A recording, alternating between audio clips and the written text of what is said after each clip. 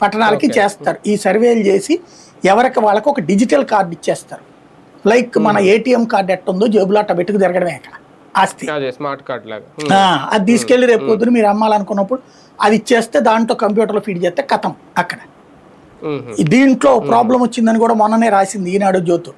ఏంటంటే దాంట్లో ఈ పెట్టే సిస్టమ్స్ పెట్టకపోవడం వల్ల ఇప్పుడు మీ దగ్గర 10 ఎకరాలు ఉందనుకోండి, 10 ఎకరాలని 2 ఎకరాలు ఒకళ్ళకి, 1 ఎకరం ఒకళ్ళకి, 3 ఎకరాలు ఒకళ్ళకి అట్టగా అమ్ముదామంటే రాద్దామంటే అక్కడ ఎలవ్ చేయట్లేదు సిస్టమ్. అవును, చేయట్లేదు.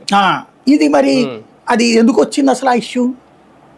ఇంతకుముందు అది లేదంట వైసీపీ హయాంలో. అది రీసర్వే సిస్టంలో ఆ లోపాలని సెటరేట్ చేయాలి కాబట్టి ఏవి ఆగవు. ఇంకొకటి కరెంటుకి సంబంధించి పచ్చి బూతులు మాట్లాడారు ఆ రోజు. నేను అప్పుడే చెప్పా, ₹2.49 కరెంట్ ఇచ్చే దమ్మున్నోడు ఎవడన్నా ఉంటే కొనమనండి వీళ్ళని అని.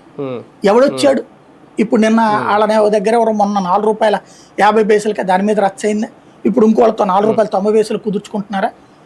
పచ్చి దగా ఏం జరుగుతుందంటే సోలార్, విండు, అట్లాగే రీసైక్లింగ్ ప్రాజెక్టుల ద్వారా ₹2.5-3 వచ్చే కరెంటుని ఇట్లాంటి కంపెనీలతో ఇప్పుడు 4-4.5 దాకా తీసుకెళ్ళిపోయారు. ఆ మధ్యన పెరిగిన తగ్గుతూ వచ్చింది.